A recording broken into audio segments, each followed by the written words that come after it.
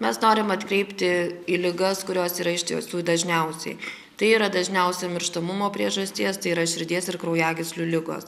Būtent dėl to mes ir organizuojame šią akciją ir kaip tik pavasaris, nusilpęs organizmas, dažnai sutrinka širdies ritmas, širdies darbas, kadangi, kaip minėjau, tai yra pati dažniausia problema, todėl mes norim atkreipti visuomenės dėmesį būtent į šitą ligą. Kokia yra šių širdies ir kraujagyslių ligų statistika? Žinau, kad tikrai nuo šių ligų ir mirštamumas yra didžiausias ir tai daugiausiai problemų sveikatai sukeliančios ligos. Statistika yra, sakyčiau, grėsminga, nes pasaulyje miršta apie 16 milijonų kasmet būtent nuo šitos ligos.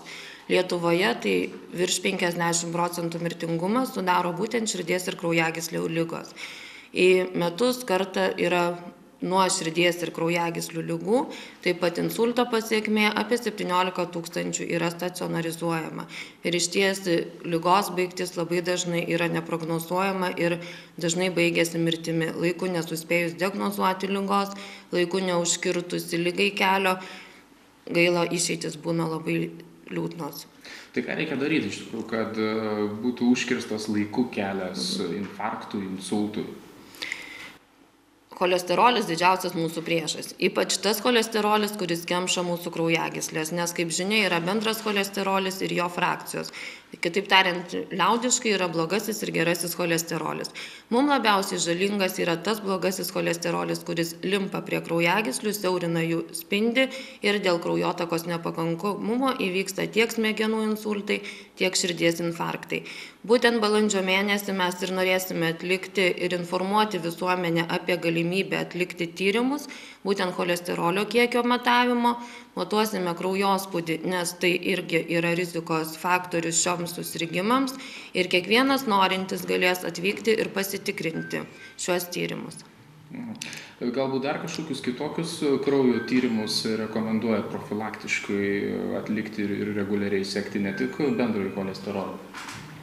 Kaip minėjau, ligos yra išties sunkios ir labai vėlai diagnozuojamos. Todėl yra daugybė laboratorinių tyrimų, kuriuos atlikus laiku galima išvengti ir labai sudėtingų susirgimų. Kaip minėjau, širdies kraujagyslių ligos tai yra viena pagrindinių priežasčių, bet ne ką mažiau svarbus yra vėžiniai susirgimai. Taip pat iš kraujo galima diagnozuoti vėžį laiku ir tai nėra mirtina liga. Mes galime aptikti tik pačias pirmasias stadijas, kada galime sėkmingai operuoti ir žmogus nuo vėžio pasveiksta. Tai taip pat siūlysim atlikti ir vėžio žymenis. Didžiulė problema yra skydliaukės sutrikimai, ypač pavasarį vėlgi nuovargis, apetito stoka ir irzlumas, nuotaikų kaita, svorio svyravimai. Tai taip pat gali būti skydliaukės susirgimų priežastis, tai irgi galima bus atlikti. Gliukozė, kas yra diabetas, labai sunkios formos ir vėlai diagnozuojamos ir laiku nesitikrinus, nors dar labai gerai jaučiamės, pasekmės būna labai sudėtingos.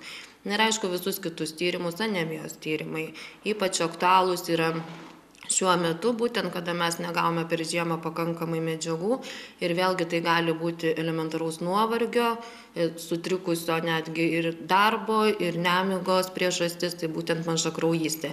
Be abejonės elektrolitai, kurie mus lydi kiekvieną pavasarį ir jų stoka, ir mes dažnai naudojame bereikalingai, visiškai pildome savo organizmą įvairiais papildais, neįsityrę ir nepasitikrinę iš tikrųjų, ko mums trūksta. Tai vis tik pas gydytoją reikia eiti tada, kai esi sveikas, ar vis tik tada, kai jau prispaudė ligos? Kaip jūs galvojate? Kai prispaudė ligos, eiti reikia būtinai, o dar labiau reikia eiti, kol ligos nespaudžia ir kol galim užkirsti kelią tom ligoms.